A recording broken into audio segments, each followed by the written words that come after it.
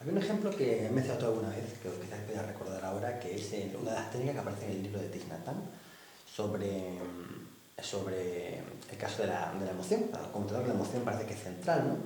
En todo esto, y la técnica sobre la ira, ¿no? La técnica de respirar sobre la ira, que es un gaza, ¿no? Creo que es el término, ¿no? Una forma de... Un gata. Gata. ¿Podría recordar un poco cómo es la técnica en el caso de la ira? Vamos a ver. Hay dos situaciones que se pueden dar. Y es, en un momento determinado, alguien me ofende y yo reacciono con ira.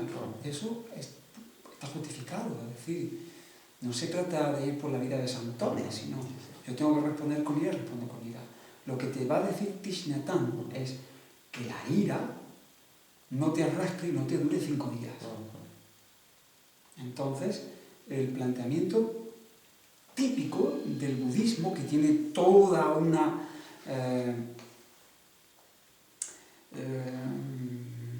un desarrollo filosófico acerca de las emociones tremendamente interesante, es párate, reconoce que lo que hay en ese momento es ira y dile, habla con la ira y dile que tú no eres la ira. La ira, como yo siempre digo, da la vuelta, se va y vuelve otra vez.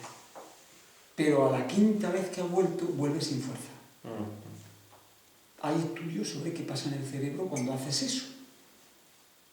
Realmente, por ejemplo, la actividad de los núcleos amigdalinos desciende. Es decir, el simple hecho de que tú etiquetes una emoción, no que le pongas una etiqueta moral de esto es bueno o malo, no, eso ahí es prohibición absoluta, sino esto es tal cosa. Esto es ira. Esto es ira. O esto es tristeza. ¿Vale? No hay nada malo en la tristeza puede ser creativa. Otra cosa es que la tristeza interfiera con mi vida. ¿Me explico? Es decir, muchas veces te encuentras en la librería libros de autoayuda, estés feliz 24 horas al día. Eso no tiene ni pie ni cabeza, porque mis padres tienen que morir y porque me tienen que doler las muelas. Pero lo que los textos nos transmiten es una idea muy interesante, y es el dolor es inevitable, el sufrimiento lo pongo yo. Y también te dicen los maestros budistas, ya hay demasiado sufrimiento en el mundo, no le eches tú más todavía. ¿Vale? Esa es un poco la diferencia. Y ahí, en uno de los libros Thich Nhat Hanh tiene publicados, no sé, decenas de libros. Actualmente yo creo que él debe tener algo así como 85 años, me parece. Y en uno de ellos, que yo se lo recomiendo muchas veces a los estudiantes, desarrolla lo que es una teoría, la teoría budista de las emociones, que coincide con lo que vemos ahora en los libros de psicología positiva. Más o menos está tomado de ahí. Simplemente pues lo han descargado de carga espiritual y me han metido muchas palabras inglesas. Mindfulness, plena conciencia. Igualmente pasa con la aceptación y compromiso también, ¿no? También tiene un elemento muy cercano. La aceptación y compromiso está muy relacionada con todo esto. Solo que hay una especie como de decir, bueno, esto es, digamos que he cambiado términos que pueden ser más mentalistas por términos que son más del análisis, del análisis experimental de la conducta, pero el núcleo es exactamente el mismo, no lo han modificado. O por lo menos eso es lo que yo tengo entendido. Entonces, para resumir un poco, digamos que entonces, desde el punto de vista, digamos, práctico, es un proceso, son elementos que vas introduciendo y tú consideras que es muy importante cosas como tener una guía, ¿no? Tener alguien que te guíe, la meditación, por supuesto, porque quizás después también más de eso, y la respiración, has comentado, y la etiqueta, y poner etiquetas, ¿no? El ser consciente de qué estás sintiendo en cada momento, es alguno de los elementos básicos, ¿no? ¿Alguno más? La clave está en práctica. Es decir, tú aprendes cuáles son los pasos esenciales para meditar. Que meditar, el verbo en español es equívoco, porque voy a meditar si cambio de coche. Aquí no, aquí es otra cosa diferente. Entonces, cuando tú meditas, generalmente la gente, pues todos hemos empezado igual, en nuestra casa, con un cojín, y el zen te dice, siéntate frente a la pared desnuda y olvídate de todo lo demás. ¿Vale? Entonces, te dan las instrucciones, pero no sabes cómo manejar aquello. Cuando lleva 5 minutos, empieza lo que el budismo llama los monos, a saltar de rama en rama y a llevarte de un sitio para otro.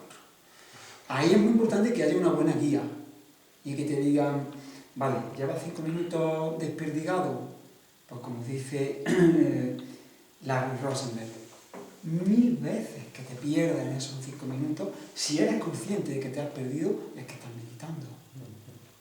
Entonces llega un momento en que eso se hace un poco como una práctica de tu vida y es decir, pues, bueno, son las 7 de la tarde, voy a marcar un espacio encendiendo una vela, ¿vale? Y voy a pararme a meditar. Tengo una amiga que es médico y psicoterapeuta y dice a sus pacientes, 1 minuto. Nadie puede decir que no tiene 1 minuto, porque tenemos 90 para ver el Arsenal Manchester, con lo cual podemos sacar 1 minuto, ¿no? He dicho Arsenal Manchester para nombrar Barça Real Madrid, que no haya susceptibilidades. Mucho más aún. Bien, tienes 1 minuto. Y en ese minuto tú te conectas el teléfono, apagas el ordenador, lo marcas con una vela, por ejemplo, y te sientas a meditar. Y ella dice, cuando lleva haciendo eso 40 días, el minuto se te ha convertido en 20 minutos. Y eso lo tienes todos los días, no de manera obsesiva, de todos los días tengo, sino con cierta disciplina y cierta regularidad. Eso conlleva un prerequisito para que todo lo demás funcione, y es serena tu mente.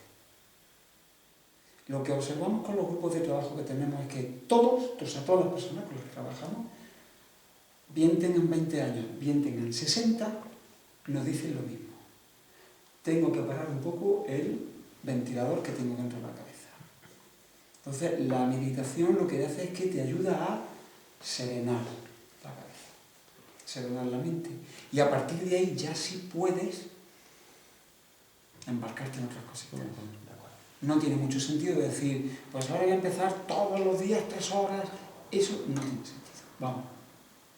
Digamos que no suele dar resultado. Es mejor hacerlo poco a poco, con una guía, con alguien que te haga una meditación dirigida, a los Thich Nhat Hanh, por ejemplo, que van muy bien. Yo suelo hacerlo con los grupos de trabajo que llevamos, de los cuales ahora me gustaría hablar un poquito también, ¿no? Y la gente que participa ahí. Y empiezo siempre con una meditación dirigida y poco a poco yo me voy retirando. Hasta que llega un momento en que la gente está media hora quieta, que no respira. Y cuando tocan la campana, dicen, ya tocan la campana, pero si llevamos 5 minutos. Le dicen, no, llevamos 32. Y entonces se quedan muy extrañados. Dicen, no, ¿cómo es posible que llevamos 32 y yo no me he ido a 40 sitios? ¿No? Es decir, ocurre como una pérdida de la conciencia del tiempo en el acto militar. Sí, a la verdad sí. Sí, ocurren muchas cosas de las que vienen en los libros, pero para que tú experimentes lo que viene en los libros tienes que ser un meditador constante. Y luego, aquí es muy importante lo que dicen los maestros, cada X tiempo hay que hacer un retiro. ¿De cuántos días? Eso ya cada uno. En mi caso me he movido hasta 14 días, ¿no? Más allá no he ido nunca. Pero hay que hacer un retiro. Donde tú estés con un grupito, con una sangha, y estés meditando, pues por ejemplo, X horas diarias de sentada, siempre en silencio, hagas algo que nos cuesta un trabajo espantoso, que es estar en silencio con nosotros mismos. Esta es una sociedad ruidosa por definición, el ruido lo impregna todo, y lo primero que estás ahí es, ¿quieres que tu mente se serene? Empieza por serenar la cháchara verbal. Porque imaginaos lo que sería un retiro zen y, bueno, estás así parado y cuando toca la campana te levantas, sales y empiezas a hablar otra vez del Arsenal Manchester con el que tienes al lado. El efecto se diluye. Entonces te tiras, pues lo último que hice fue de 9 días, ¿no? 9 días en silencio. En silencio, bueno, como hay trabajo en la cocina, pues te dicen, tú partes las zanahorias y tú le preguntas, ¿las rayo o las parto en taquitos? No es que no se pueda hablar, ¿no? Pero que hay un silencio. Y eso es fundamental, una vez que tú empiezas ya a profundizar en todas estas temáticas. Hay que hacer retiros. Y luego eso, en mi caso particular, lo conecté con el yoga. Y ahí también podemos hablar ahora, ¿no? Porque sobre el yoga también es muy interesante. Todo esto que estamos comentando,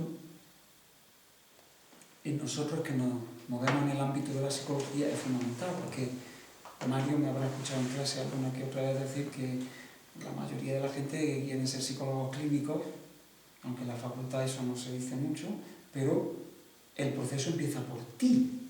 Sí. A menos que quieras convertirte en un técnico. Entonces, que no es que lo que existe en la facultad no sea correcto, es correctísimo, pero hay que ir un poquito más allá. Y ahora, si acaso, lo podemos tocar. Sí, hay varios temas que han surgido, lo que has comentado. Y sí, yo quizá en este momento sí quisiera entrar un poco en ese tema, en el tema quizás de formación, desarrollo personal, ya que surgen los temas que quería tocar, creo que es un buen momento para eso, que es la cuestión de la docencia, o si se quiere, de la formación de psicólogos. Ahora vamos a pasar a los grupos de trabajo, que creo que es muy interesante, pero un momento primero, yo también estoy de acuerdo, que hay una tendencia a que era técnico, a despegarse de tu objeto de estudio en el campo de la psicología, que es el nuestro, se nota muy fuertemente. La tendencia a tú sabes unas cuantas cosas, pero no te impliques. Es un mensaje implícito que se está enviando. Yo creo que no es un buen mensaje. Entonces, ¿cómo sería la formación, entonces, ese trabajo interior como psicólogo? ¿Cómo lo plantearías tú? Hace poco lo comentaba en clase y vino un chico y me dijo, ¿qué hago? Entonces yo pensé en el Cacuán otra vez. Que el Cacuán, en la primera lámina del Cacuán, está el pastor que ha perdido el buey y está así, viendo que la tierra está llena de huellas y no sabe por dónde tirar. Entonces el camino le dice, entra, pero hay muchas huellas. Y yo le dije a este chico, entra, y si te equivocas, cambias. Porque equivocarnos, nos estamos equivocando con 20, con 50, con 70 y con 90 años, y no pasa nada. Entra. Pero yo no puedo decirte, yo he tenido que trabajar mi propio camino, busca el tuyo. Es que eso es difícil, nadie dijo que esto fuera fácil. Cara a la pregunta que tú me hacías, este año, en mayo, organizamos un taller sobre esta temática que duró 1 día y medio y que fue una experiencia inolvidable para todos los que lo organizamos y para la gente que participó. Os cuento. El taller lo organizamos entre la profesora Pilar Gonzalo, con quien tengo una relación muy personal, trabajamos mucho estos temas, José Manuel Morel, un psicólogo clínico muy conocido aquí en Granada, que además es director ahora mismo de la Escuela de Formación de Aldeas Infantiles, y yo también, 3. Entonces dijimos, bueno, vamos a organizar esto para estudiantes de 4º y 5º. Solamente pudimos ofertar 9 plazas, porque en total estábamos 14 personas, y físicamente no había más espacio.